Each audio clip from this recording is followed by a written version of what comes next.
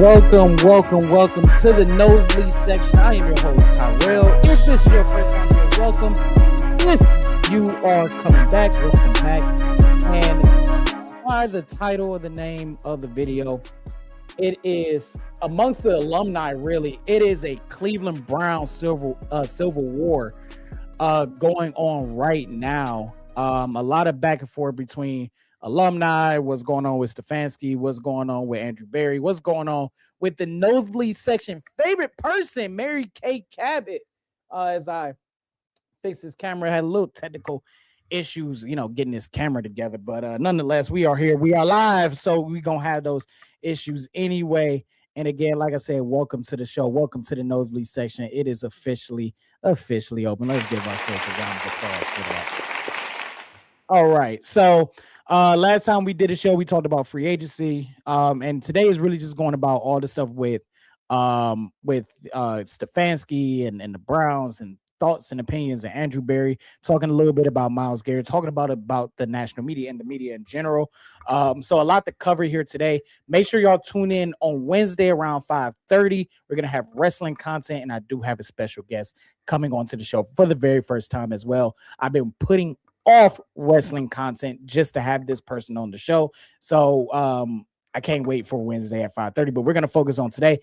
I'm wearing the Jarvis Landry, the very old Jarvis Landry jersey, as you guys can see, because multiple alumni, Josh Cribbs, Jarvis Landry, have been talking about the Cleveland Browns and more specifically about Kevin Stefanski.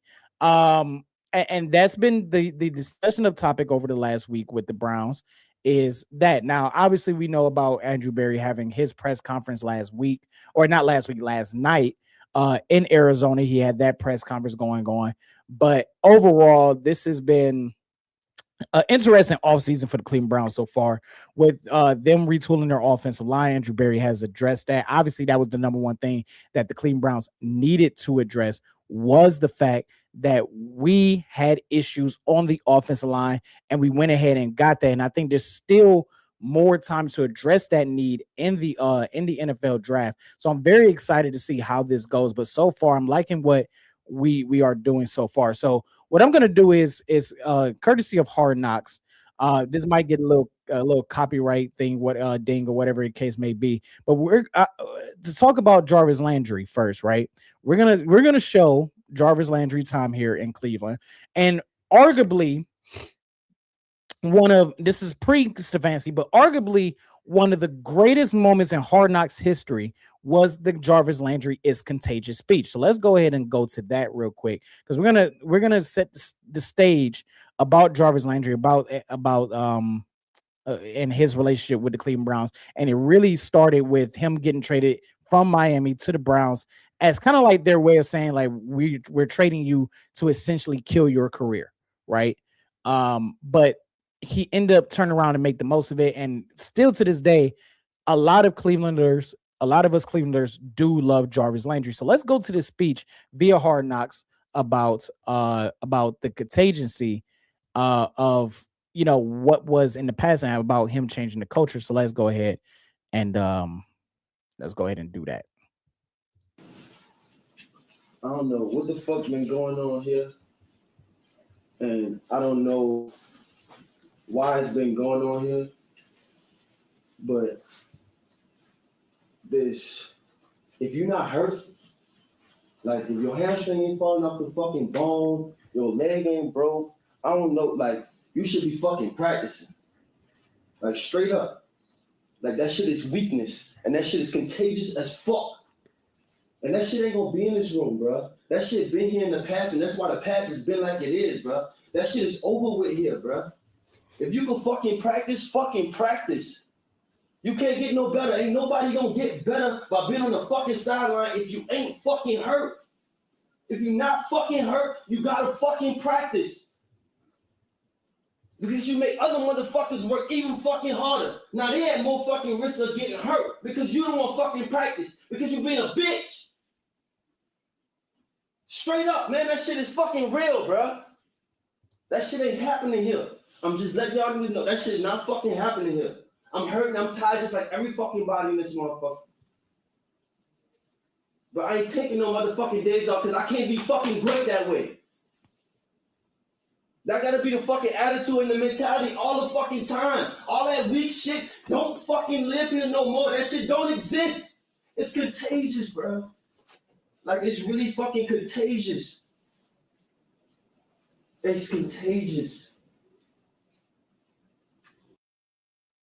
And that's one of the most infamous speeches in Hard Knocks history.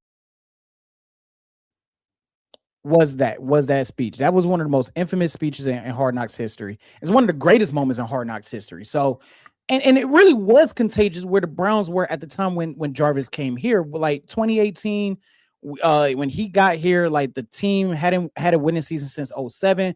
We were coming off of the 0-7, 0-16 season, and that mentality of losing, that mentality of not, like, the expectation being so low. Like, there were points where this city was satisfied with the Browns. Man, if you could just get 6 wins, we considered it a successful season. Get 6 wins, beat Pittsburgh, beat Baltimore at least once. That's a successful season. That was our mentality at the time, because they had stooped that low, and it was through the organization that it was like that. So when he's talking about how contagious it was, yes, he's talking directly to the players, but us fans, we took it as this is contagious. Like, our losing and expecting so low, like, for the Browns were throughout the entire city, right?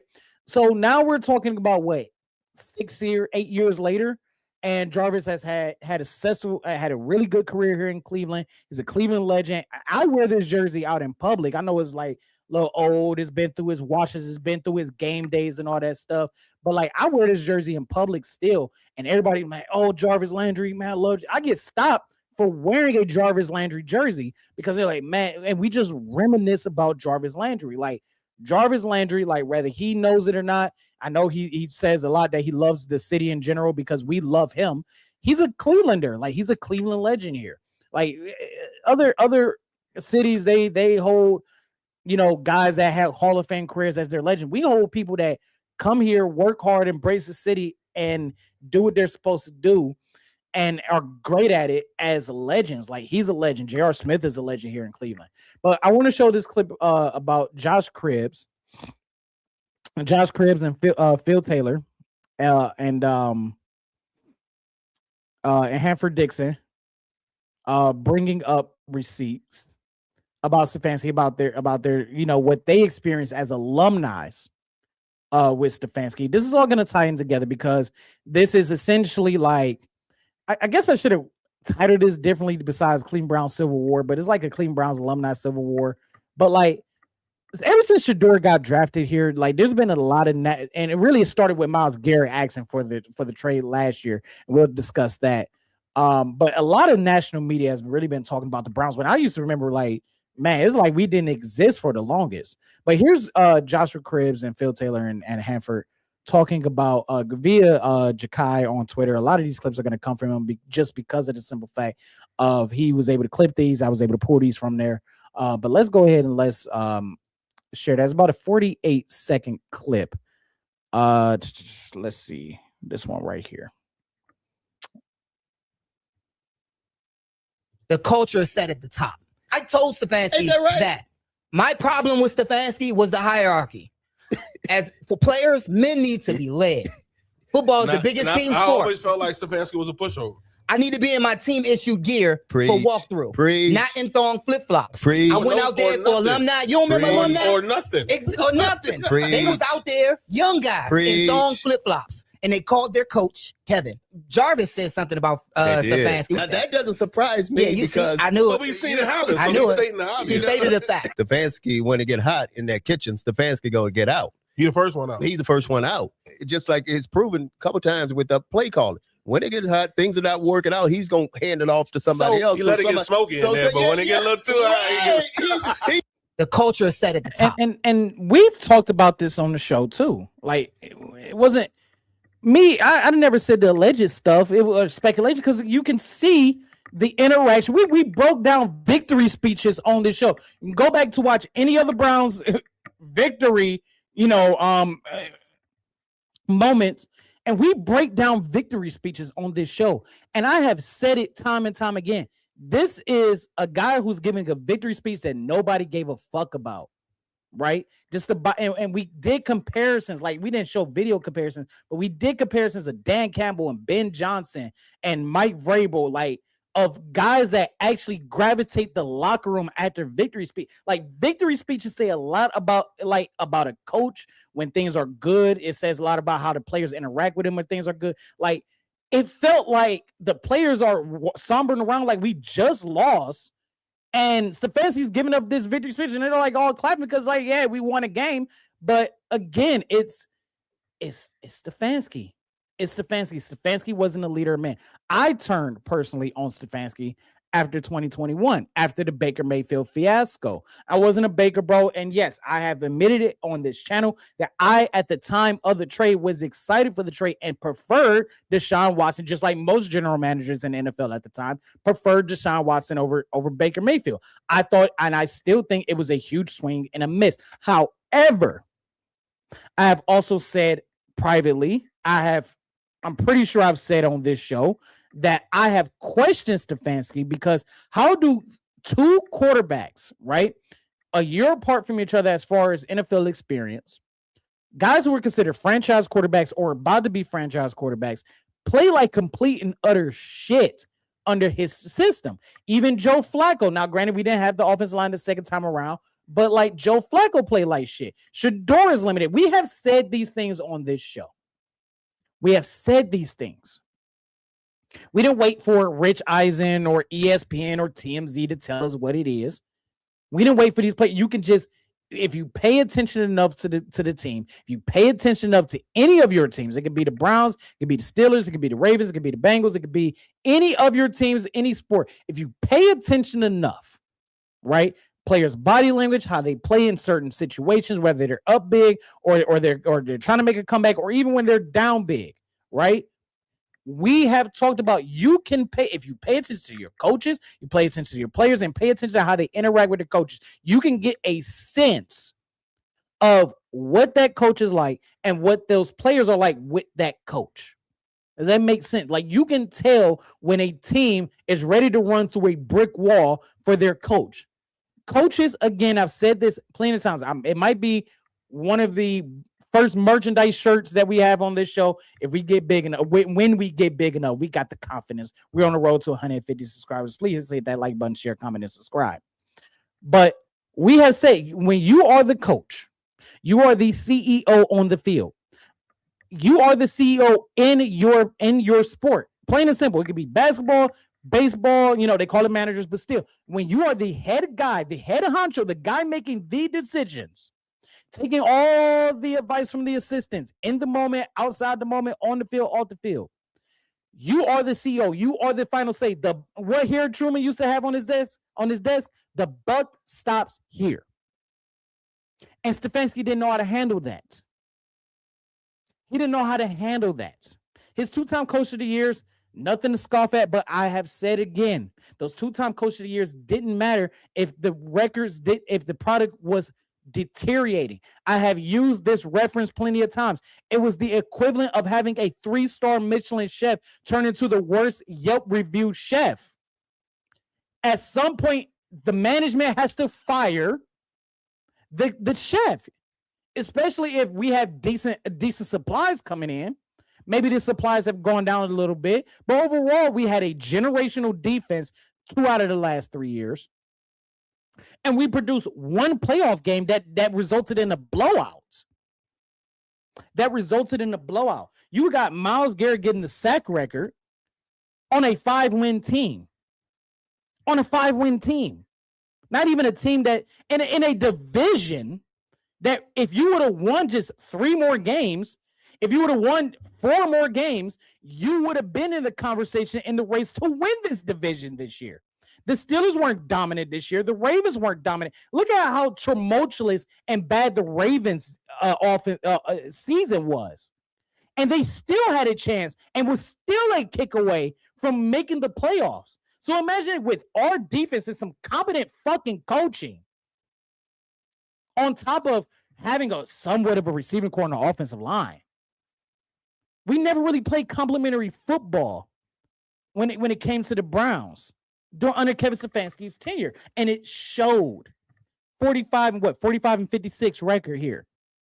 Is he the best head coach since we've gotten back? Yes, but that's not also saying much. That's not saying much. It's not. I give him credit where credit is due. 2020 was amazing, but let's also remember, no matter what they try to put down in the record book, let's remember that Stefanski wasn't on the sideline when we put belt to ass on the Pittsburgh Steelers. When we put belt to ass on Pittsburgh, Stefanski was at home recovering from COVID. And you saw it despite the fact that we had a horrible defense to show in the rest of the game. Those 28 points came to matter.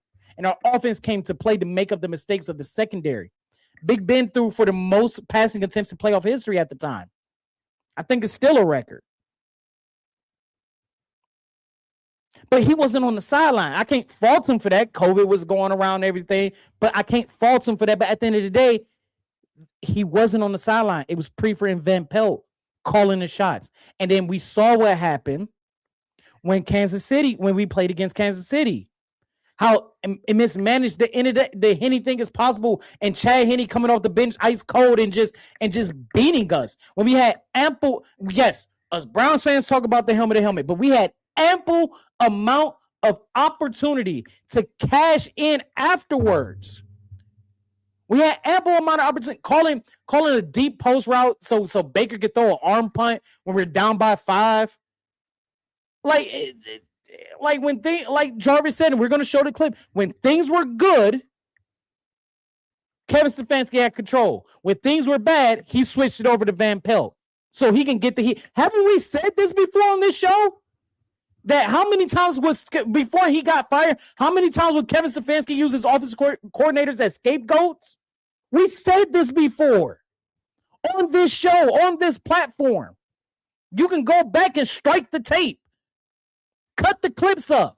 We've said this. We have said this. You can read through your head coach. You can read through the organization if you just pay attention. But we said this. We knew this. We knew. Oh, what did we call? What did we call it? I want to say it was on the preview show when they announced that Tommy Reese was going to start calling. I called it Groundhog Day. It was Groundhog Day. Only difference was the names changed from Ken Dorsey to Tommy Reese. And then we find out officially that, hey, by the way, he also did it with Van Pelt. And it begs the question, did he do it with Van Pelt when Odell went down? I wonder when it happened. Because if you look at all the stuff with Odell, right? I'm not going to blame it. And my boy Eugene, who I hope to have on the show one day, phenomenal mind. But that's how me and him became friends. We was talking about, like, was it Odell, was it Stefanski? I'm like, we're not getting him the ball. Stefanski had a problem getting playmakers the ball. Chubb, Hunt, he had his issue with Jarvis at some point, Odell, and Njoku. And then, like, when the play calling, even I hate to admit this, but for half a season, Jerry Jeudy, when he had half of his season still making big drops, but to the point where I was like, maybe I should get rid of that nickname. But notice when the play calling changed, whether it was publicly or privately, then all of a sudden we got into our playmakers. All of a sudden things started to make a little bit more sense. Wasn't great, but it started to make a little sense. So I wonder after Odell went down with that injury, if he decided to switch it over to Van Pelt. I wonder, when did Stefanski switch over to Van Pelt? It's not confirmed when he did it, but it is confirmed because I'm going to take the wide receiver, the starting wide receiver, over our favorite person, Mary Kay Cabot. That's who I'm going to believe. The guy in the meeting rooms, the guy in the actual facility, the guy in the locker room. Sometimes players say BS, but the one thing Jarvis has never done when he was here in Cleveland and afterwards was bullshit his people. He did not tell a lie. And if he did, and if he has, he's good at it. So I'm not gonna believe Kevin. That's the Mary Kay Cabot impersonation for my fans that's been here from the beginning. Kevin, you said my name. Kevin said my name. I'm not gonna believe Mary Kay Cabot. Not doing that. So we're gonna play this clip. It's about about 3-minute clip on Fournette and Jarvis Landry talking about Stefanski. Again, courtesy, thanks to Jakai.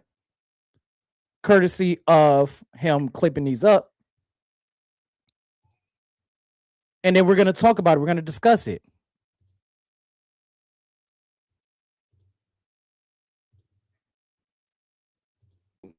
Picking on the coach, what's his name again? Kevin Stefanski. Courtesy of that shit bothers me, right? Even the shit he had going on with Shador, you know what I'm saying? Yeah. And if you have a guy there that could be your franchise maker, that can change the organization, and I'm not sure what was going on in his brain or why he didn't want to play him or whatever the case may be. It doesn't matter. But I have a problem with coaches like that. Like, to me, his resume is not good to me at all. Just being real. Yeah. And he gets another shot at coaching where, it was guys like me and you who have great ass resumes, right?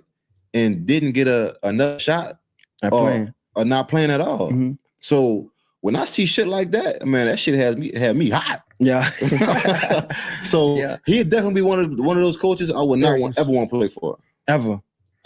Man, I would say, you know what? I would say, like, being in Cleveland and playing there, he was cool to be around. It's like you say, it's like it just almost felt like, as much as he knew what he was doing, right, he really maybe didn't, right? And I think that, like, sometimes,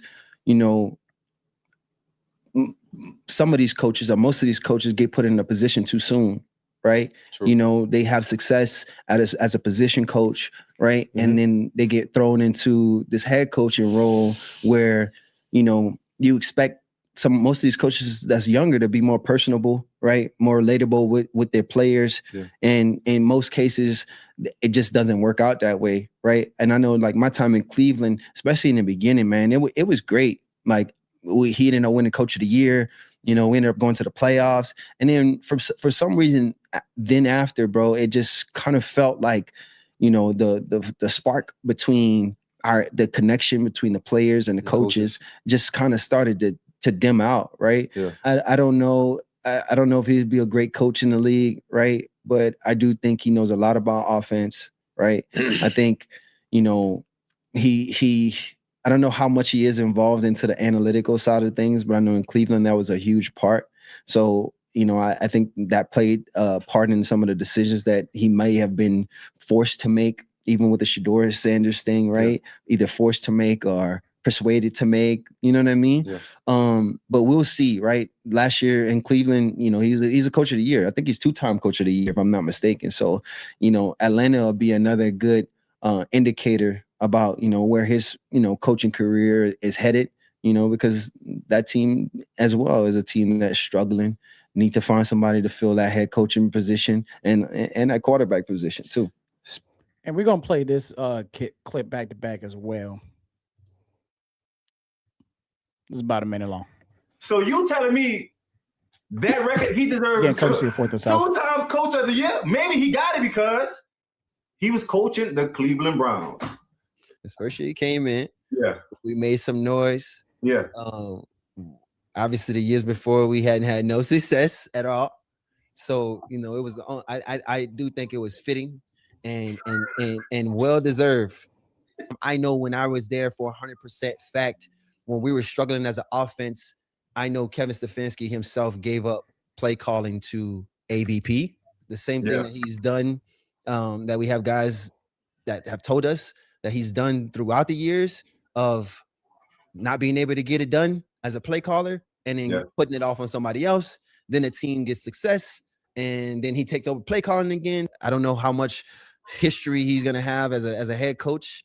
But again, with this record, only thing he really got going for him is those 2-time coach of the year.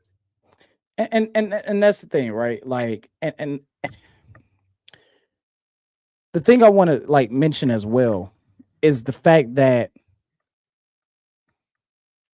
Jarvis, like I said, Jarvis is in those locker rooms. Jarvis is in those locker rooms, and he's played with guys that have been in the locker room since. Now, we know that Kevin Stefanski announced that he's already given the play calling duties over to Tommy Rees down in Atlanta. So it's going to be interesting to see how it's going to go from the very beginning. Okay, and I want to hear from you guys as well. Let me know what y'all think, in the comment section. Please hit the like button on this video. But again, like Jarvis is in these locker rooms. Jarvis is there. And they did make noise in 2020. They made noise in 2019 when they acquired Odell Beckham, and that flopped fast, right? But the energy in this city was completely different. The energy in this city was vibrant. It was exciting. It felt like around this time, back in 2020, back in 2021, that we will be in a far better position. And it feels like we're right back to square one. Now, here comes everybody's favorite. Say it with me. The nosebleed section's favorite person, Mary Kay Cabot. Mary Kay Cabot. She got something to say. And it's a very short clip, but man, she was appalled. She was aghasted. She couldn't believe the words that came out of Jarvis Landry's mouth. Pause. She loved her some Kevin Stefanski. She loved herself some Kevin Stefanski. Lord have mercy. She loved Kevin Stefanski. Listen to Mary Kay Cabot. Jarvis saying that Kevin Stefanski, unbeknownst to anyone in Cleveland at the time, turned play calling over to Alex Van Pelt, but that did not happen. He did not turn play calling over to Alex Van Pelt. Just not true. It's just misinformation that is circulating. I mean, we were there. We covered the team back then. We watched. We know who was calling the plays. And if it had happened, then Kevin Stefanski would have said, I'm turning the play calling over to Alex Van Pelt. Jarvis saying that Kevin Stefanski, unbeknownst to anyone in Cleveland at the time, turned play calling over to Alex Van Pelt, but that did not happen. He did not turn play calling over to Alex Van Pelt. Just not true. It's just misinformation that is circulating. I mean, we were there. We covered the team back then. We watched. We know who was calling the plays. And if it had happened, pause. She is so decisive and so confident that Jarvis Landry is bullshitting people. She's so confident that Jarvis is bullshitting people. Listen to it. Listen to the verbiage that is circulating. I mean, we were there. We covered the team back then. We watched. We know who was calling the plays. And if it had happened, just not true. It's just misinformation that is circulating. You're telling the starting wide receiver at the time that he was in the locker room saying it's not true and misinformation. We covered the team. Some things are not coverable because guess what? At the time, let me school y'all real quick. At the time that Jarvis was there, the Browns was doing something us Cleveland Browns fans never seen before, and they were keeping a tight ship as far as not leaking the information that they did not want to get leaked. The Browns organization learned. See, everybody thinks that the Athletic hit piece or whatever you want to call it on Kevin Stefanski was the first time it happened. No. Everybody seemed to have forgotten that the Hugh Jackson hit piece happened shortly after Kevin Stefanski got into position as the head coach of the NFL. As Willie said, she be on Kevin's job, but she wants Kevin's job. Really? We know that. That's why she's the Nosebleed's favorite media personality. We know that. The softball bullshit question she be asking, she used to ask Stefanski. I wonder if she gonna do that shit with Todd Monken. We know that. She be on, show it again, show it again, show it again. She be on, I'm taking a hat off for you, brother. Yes, I need a haircut, but yes. She be, oh, Kevin, you said my name, Kevin. Oh, Kevin. We know about Mary Kay. You got me fired up. Yes. Listen to it again. Listen to it again all the way through. We playing the whole clip. Jarvis saying that Kevin Stefanski, unbeknownst to anyone in Cleveland at the time, turned play calling over to Alex Van Pelt, but that did not happen. He did not turn play calling over to Alex Van Pelt. Just not true. It's just misinformation that is circulating. You know what's funny? My nickname for Mary Kay Cabot is misinformation. MS.information. Misinformation. You're giving us misinformation. How in the French toast you gonna tell the starting wide receiver that he bullshitting? When the Browns were keeping a tight ship at the time. They were keeping the tight ship. They didn't want nothing fucking leaked. They didn't let their draft picks get leaked. They didn't even let you know what they thought about getting leaked. If this was 2021, 2020, guess what? The whole Myles Garrett trade shit wouldn't have got fucking leaked. Because they knew how to shut that shit down. So, because we were reporting it. It's just simply not true. It's simply not true. Kevin would have told us. Kevin, our Lord and Savior, Kevin Stefanski, he would have told us. He would have told us everything. Because I know Kevin Stefanski.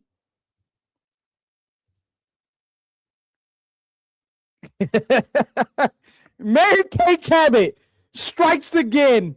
We're gonna play. This is gonna be the #1 clip on this show today. It's courtesy of Browns Daily. If Mary Kay Cabot, cause dear Lord, say, look at it. Dear Kevin Stefanski, I come to you today to say, I don't know what's going on with Jarvis Landry, but he said that Alex Van Pelt said that he was going to take the play calling duties. He said that you gave it over, and it's simply not true. It's misinformation. Tell me, Kevin, did you give the play calling over? Mary, that's a good question, Mary. I really can't get into that, but we just got to get better. We just got to do better. Oh, thank you, Kevin. You said my name. Run it back. Jarvis saying that Kevin Stefanski, unbeknownst to anyone in Cleveland at the time, turned play calling over to Alex Van Pelt, but that did not happen. Yes, I keep pausing. I'm sick of. If I was one of these motherfuckers, I'd be like, what do you mean? I would have let her just say that, be like, hey. So you're gonna sit here and tell me she would have got off the Zoom call so damn fast? She would have got off the Zoom call if I was hosting the mug. Because I would have asked a hard-hitting question. None of these motherfuckers, and it ain't just Cleveland media. People just let people talk out of the side of their ass. No accountability for these motherfuckers. In the heat of the moment.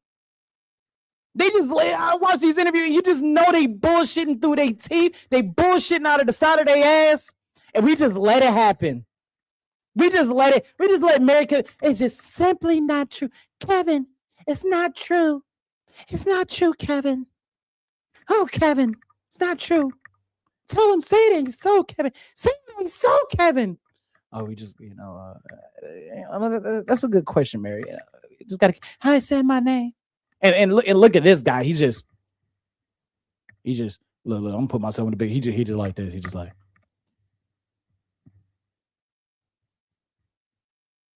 That's what he like. Lord have mercy. Look, these jabronis. This whole clip is buffoonery at its finest.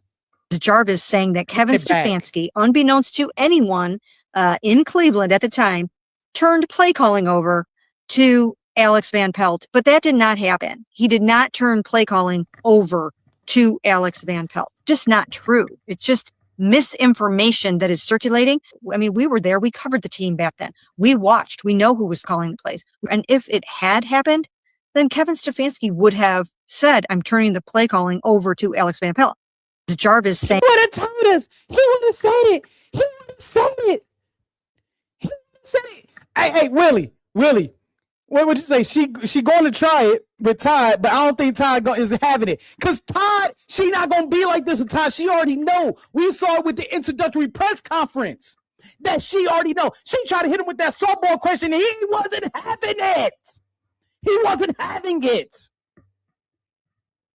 They started to create their own stories, media propaganda. They become insufferable. She's insufferable. They are insufferable. Look at this tweet from Mary Kay Cabot from yesterday at 2:49 p.m. Eastern Standard Time. They got 4.3 thousand views. Look at this. In the middle of that, reiterates the team could add another young quarterback. He said Todd Simpson is a bright future in the league. But when say how interesting is it, she wants it so bad. Her, Aaron Goldhammer, Rizzo, they wanted so bad to get another freaking quarterback in here. And that's the damn problem. Even before Shador got on the field, well, we used to draft the quarterback. I'm calling out the Ultimate Cleveland Sports Show as well. You guys kept saying, well, maybe we should get a quarterback. Not giving Shador a chance. We knew Dylan Gabriel was the drizzling shits. We knew it 5 games in. Sometimes you just know a guy is not that. He's better than me. I will admit. I try not to disrespect the athletes because I can't go out there and do it. I will admit I can't go out there and fucking do it. Look at me, damn it. Can't go out there and do it. But neither could Dylan. Look at it. Blow it up on the big screen. I hope y'all can see that well. Look at it. Look at it. Right underneath Willie, and Willie right underneath it. Look at it. Look at it. Here she is, Mary Kay Cabot.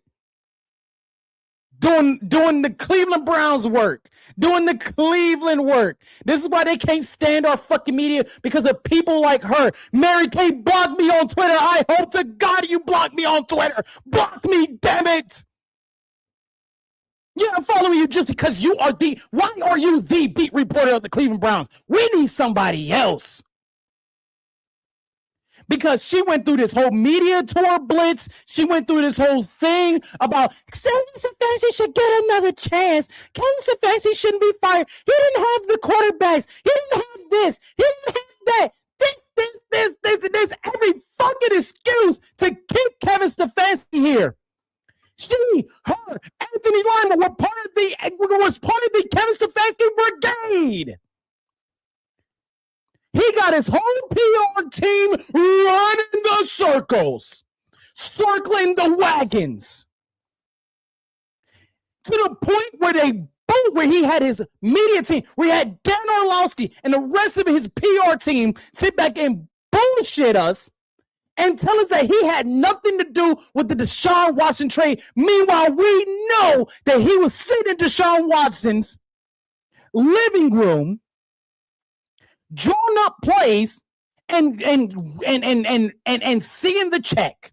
Remember, Watson was not, Deshaun Watts under the towel was not supposed to come here until that ching started coming out. We know that. I'm fired up.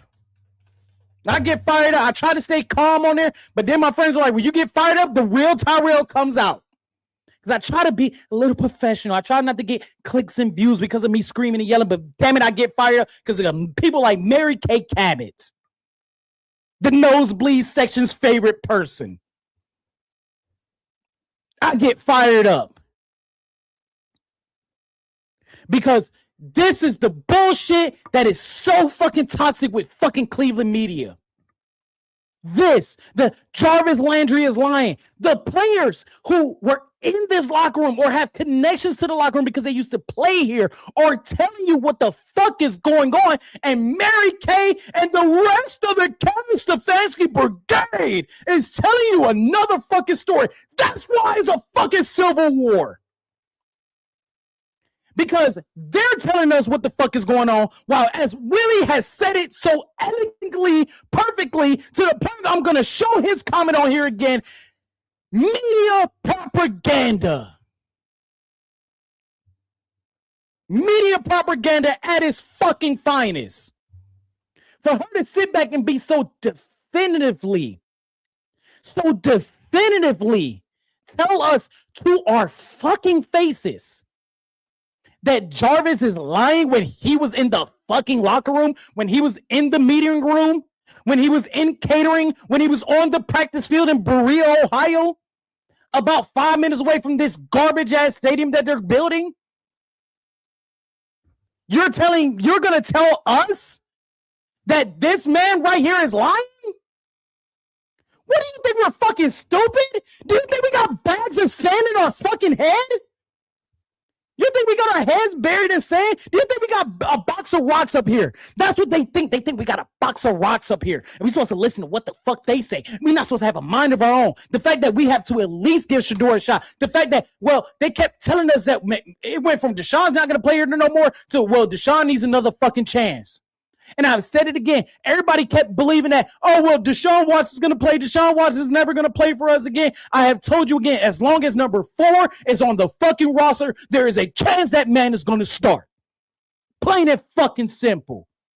Everybody focus on Shedeur when the fact that number 4 is still on the damn field. He's still on the roster. He's still on the damn payroll.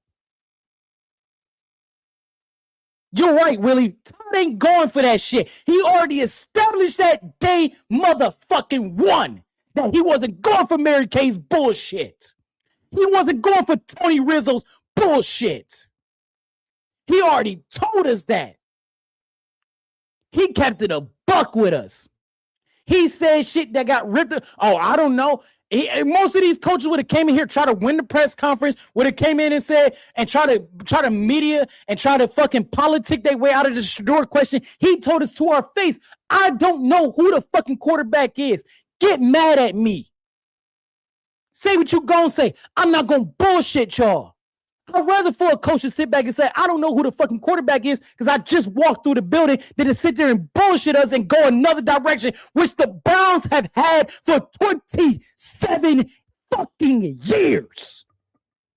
Nothing but straight bullshit out of this fucking organization. Nothing but straight bullshit from this organization. Nothing but straight bullshit from Mary fucking K fucking Cabot.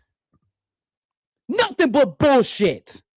And people just eat it up. Just eat it up.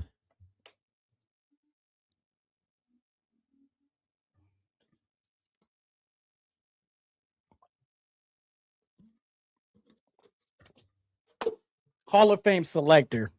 We know what she, you know she voted on Bill Belichick.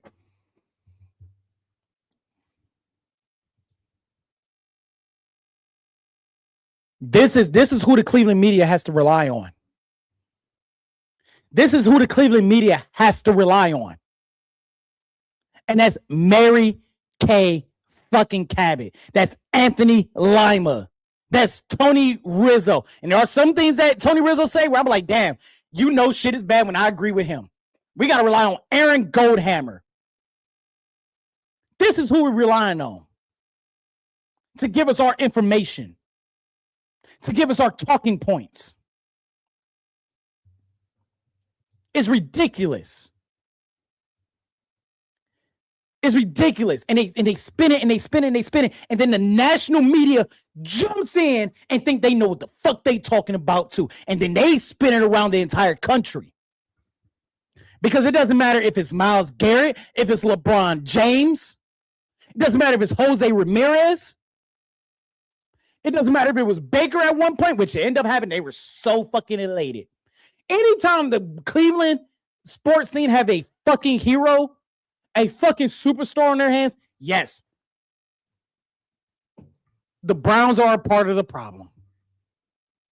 But damn it, why is it every single time? Why is it every single time we get somebody here that is a superstar, they are ready to ship his ass out of here in Cleveland? They are so pressed on shipping superstars out of here in Cleveland. They love to see it. Oh, the decision. Oh, they fucking loved it. They fucking loved the decision. They loved it when Baker left. They look how they pushed Baker Mayfield. Just look how they push him. And yes, some of it is deserved, but just look how they push him. Just and they just cannot stop bring every single time they sit down with this with Baker Mayfield. They got to bring up Cleveland. They got to keep bringing it up. Because what does the national media love to do? They just love to shit on this fucking city. They love to shit on this city. And sometimes I gotta admit, I am a Clevelander through and through. I love this city. I love being here. I love being a born and raised Clevelander. I love it.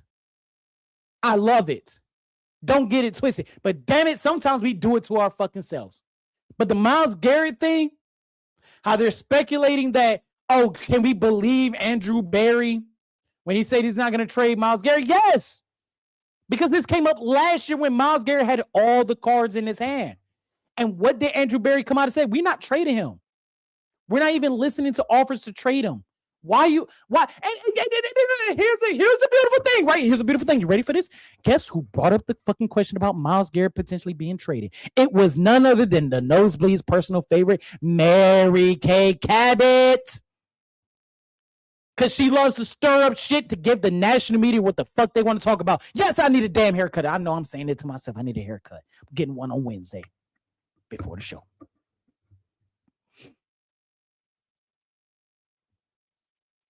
But they love this shit, man. Mary Kay spinning the yarn all over again. Spinning the yarn all over. You know, Andrew Berry, what do you think about Myles Garrett? You guys thinking about trading him? That's the Mary Kay Cabot voice for the new fans, for the newbies. Thank you all for tuning in, man. I can't express how much I am thankful for you guys tuning in, whether you're staying or popping up. But you know, what about Myles Garrett's situation? We told you what the Myles Garrett situation was when we signed him to a 5-year deal and made him the highest paid defensive player before Michael Parsons broke that record. That's what the fuck we told you about that. Andrew Berry told everybody that Garrett is a Cleveland Brown through and through. I'm not even going to play the clip because there's no point, because Berry has lived up to the fact that he's not trading Myles Garrett. He's not hearing or fielding offers about Myles Garrett. And it seemed like because of the checkbook opened up, Myles Garrett is very content here in Cleveland. Yes, does he want to win? Absolutely. Any athlete wants to win. That's competitiveness. But Mary Kay Cabot spun the yarn once again. I'm not going to give you conjecture of what the national media want in the sense of spinning things. We're going to keep it a buck around here.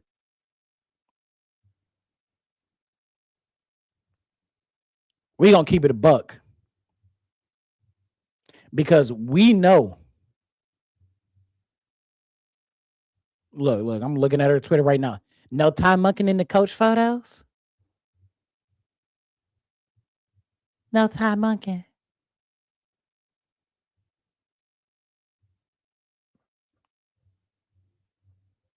The Browns are a shit show. Don't get it twisted. They're a shit show. I mean, it's between us and the Jets. And we just have a dick measuring contest of we just have a shit measuring contest to see who can produce the biggest shit per Kurgs. South Park reference, by the way.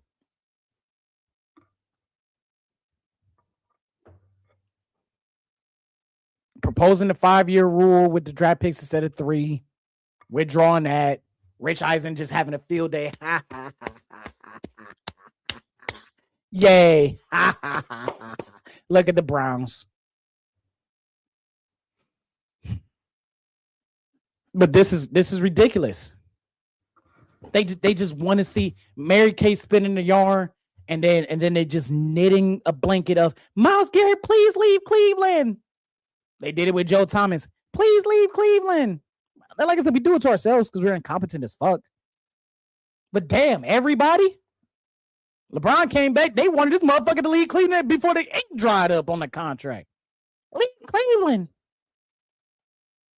Why would anybody want to visit Cleveland? Everybody loved playing that Joakim Noah clip. Bye. Don't want your asses here anyway, because trust me, you're going to raise the cost of living anyway. Y'all done ran y'all fucking cities into a fucking mess, and then y'all going to come here where it's cheap here? Nah, y'all can stay. Y'all keep shitting on Cleveland, please. All seriousness, though, like, it's just, this is ridiculous. But and trust me, it wasn't just Mary Kay that went against Jarvis Landry, because Anthony Lima also said something about it too. You know, Anthony Lima had to say something about it. And he went on the brigade of defending Stefanski. I've told you guys this, the 2-time Coach of the Year awards didn't matter the last 2 years when you produced the worst offense in the league in back-to-back years. Actually, collectively over the last 2 years. And the other two teams that are below you, you went 1-1 against them. Actually, went 1-2 against them, excuse me, with the Raiders and the Titans. You played the Raiders twice in that time span. You went 1-1 against them, and then you lost to the Tennessee Titans.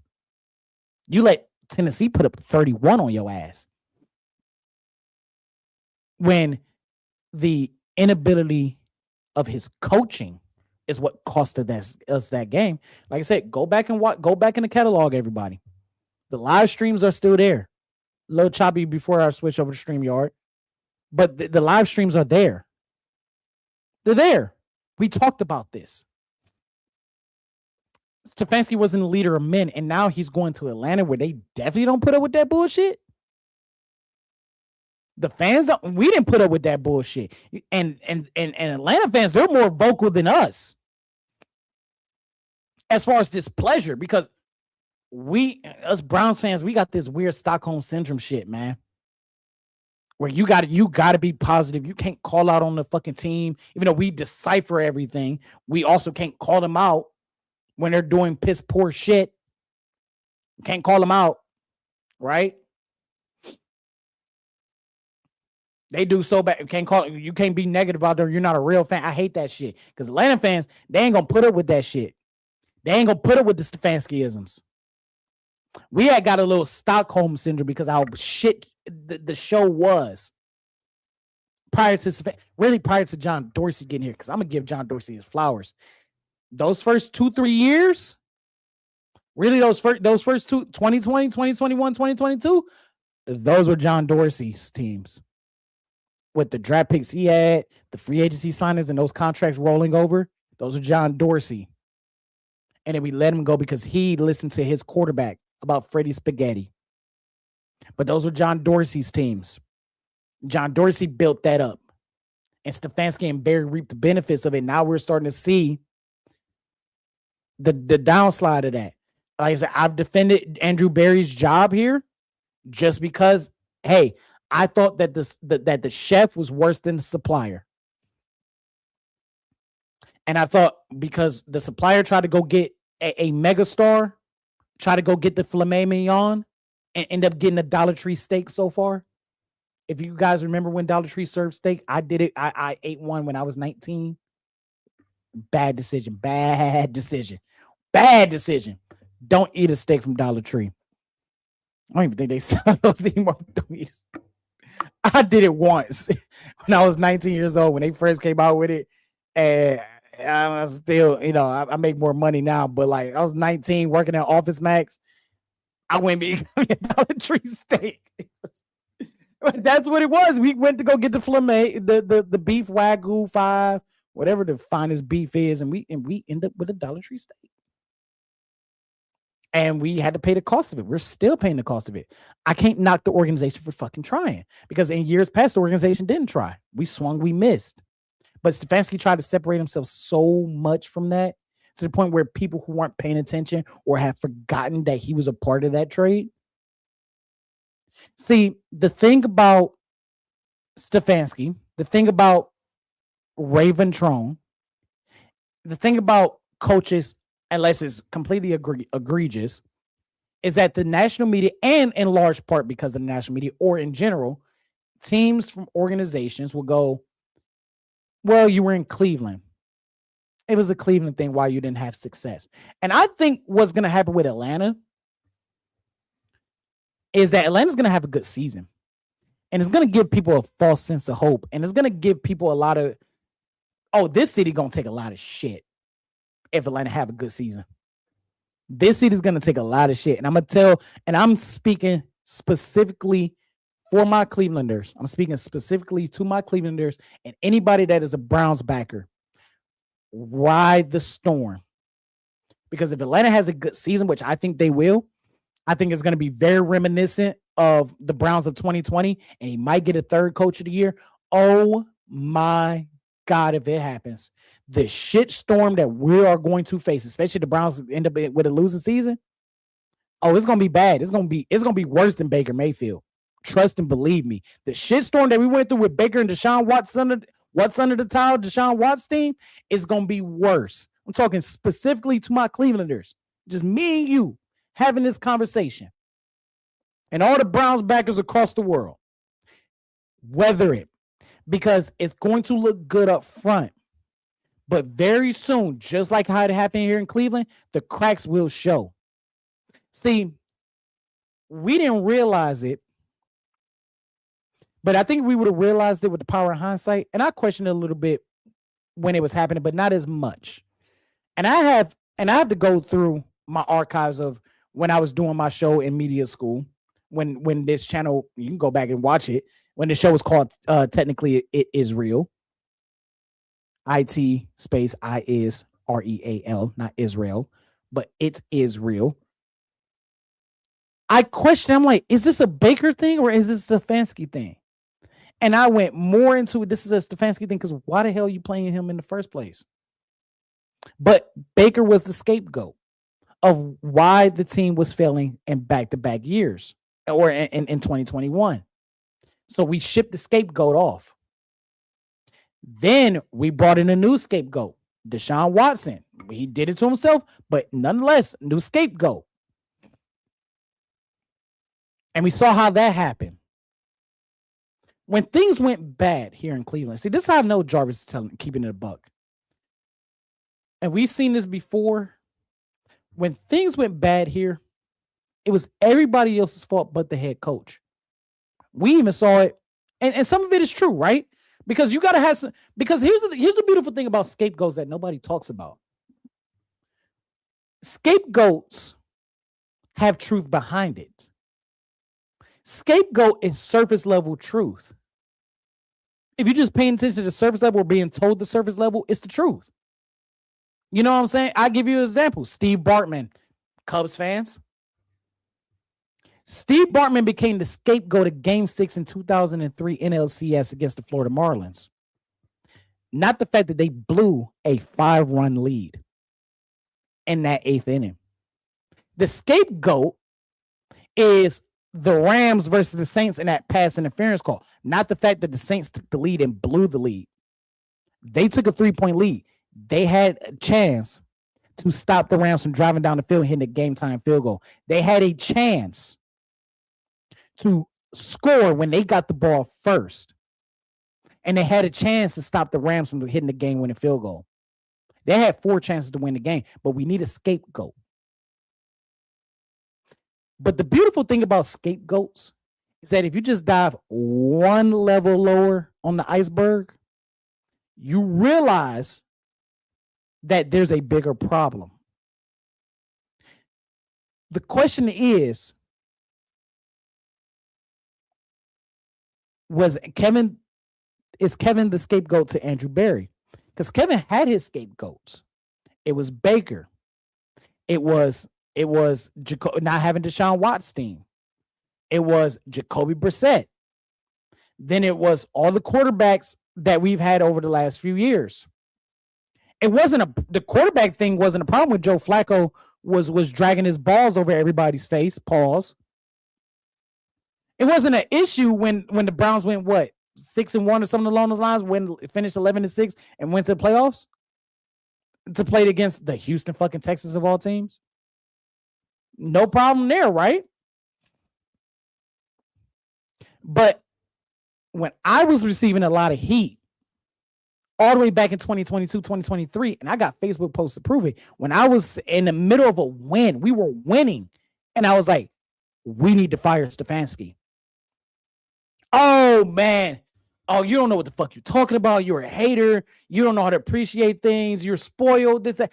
I, just like anybody who, again, if you pay attention to your team, you will know.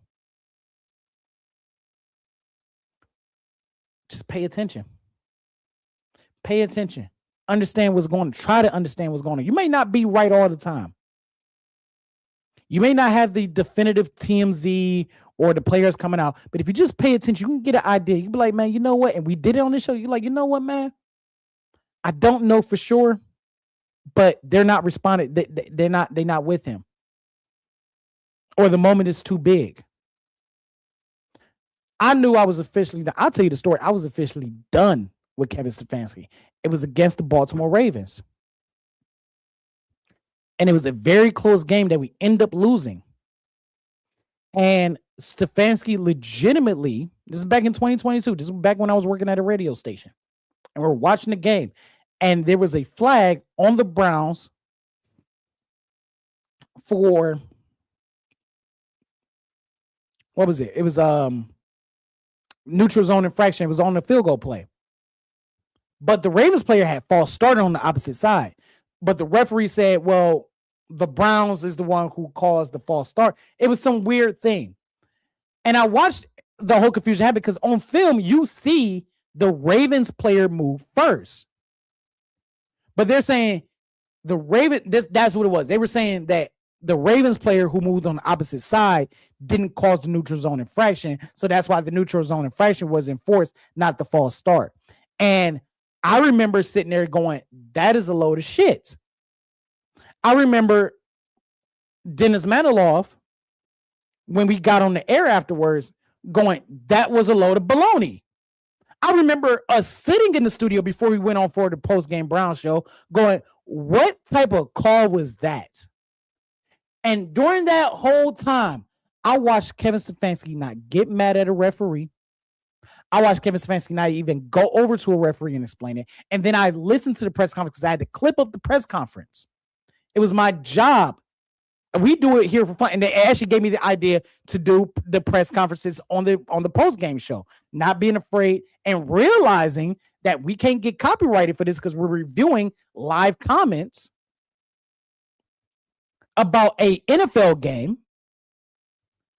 That's what gave me the inspiration of showing the press conferences, because we can use that to get context of what the coaches were thinking at the time. Right? And I had to clip up those clips. And when that question was asked, it might have been our favorite person asking the question of what was the referee's explanation behind why we got penalized for that. And I'm pretty sure I can find it on the Browns feed if I look into it. And if I can find it, I would definitely show it on this show, on the next show, not the wrestling show, but the following show. And he said, I really didn't talk. He said something along the lines of, I really didn't talk to him. I'll know more about it tomorrow. And when he said that on top of his actions, I said, this is not a leader. That was when the mask was off. Funny enough, we was still a little bit of COVID stuff. But that's when I was like, because I was already on the fence. The Jets game where we blew that 13-point lead in 2 minutes, I was already on the fence. But that was the moment where I was completely done as a Stefanski supporter. And from that moment on, despite the winning, despite the going to the playoffs, despite everything, I could outside of like a couple of weeks where I kind of got caught in that fever pitch of going to the playoffs and we were winning games. Outside of those little moments, overall, I stayed very consistent because I can admit I jumped off the bandwagon a little bit and was like, you know what? Maybe I was wrong about Stefanski. You know, I'm rooting this on. I'm very excited. And I even have a Facebook feed, a Facebook Live on my personal page where I said, if Stefanski can get us a playoff win, I'll eat a couple of Popeyes biscuits without some water. I was gonna put myself through that torture. And I even said, I was like, man, I'm off the Stefanski fire train. And then that playoff game happened. I was like, I should have never got off the train. All aboard. I'm getting back on the fire Stefanski train. It took a lot of people this past year to get there. It took me 2022 to realize this ain't it. This ain't it. He not a leader, man. I've seen coaches fire up. I've seen Super Bowl winning coaches visibly get angry with the referees right then and there and get an explanation. Stefanski didn't do none of that. And I knew right then and there, this ain't it. You're not out there fighting for your guys.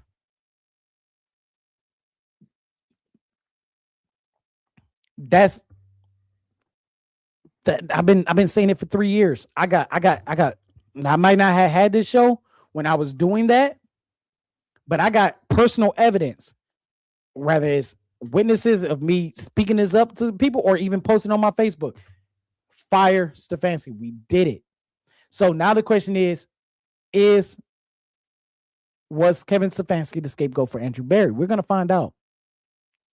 But like I said, all scapegoats are true. It's surface level truth. And Stefanski had him with Dorsey. He had him with the quarterback situation this year and the offensive line woes. He had it with Deshaun Watson. He had it with Baker. He's had scapegoats. Even the playoff loss. Even the playoff loss against the Kansas City Chiefs. The scapegoat was the helmet to helmet. Not the fact that he made decisions throughout that entire game that kept us from winning the game. And usually when you have a scapegoat, there's usually somebody that is relying on that scapegoat to avoid accountability. And that's what we had. That's what we had. This whole time. This whole time. I want to thank you all for watching. Thank you all for, coming in and checking it out or sticking around, whatever the case may be. I really, really appreciate you guys. Really appreciate you guys. And we'll be back Wednesday around 5:30, 6 o'clock p.m. Eastern Standard Time. Y'all make sure y'all tune in for that Eastern Time. Make sure y'all tune in that for wrestling content. Gonna have a special guest on for that, talking about the state of professional wrestling fans. This is straight Browns talk. We're back in the full swing, and more video ideas are going to be coming out as well with the NFL draft rolling up. We're going to do maybe a video about biggest draft bust in the last 25 years as well. So, and our quarterback series, I didn't forget about our quarterback series. I did not forget about that at all, about ranking every single franchise quarterback in the NFL in the Super Bowl era. We're going to get started. I'm about to start doing my research on that.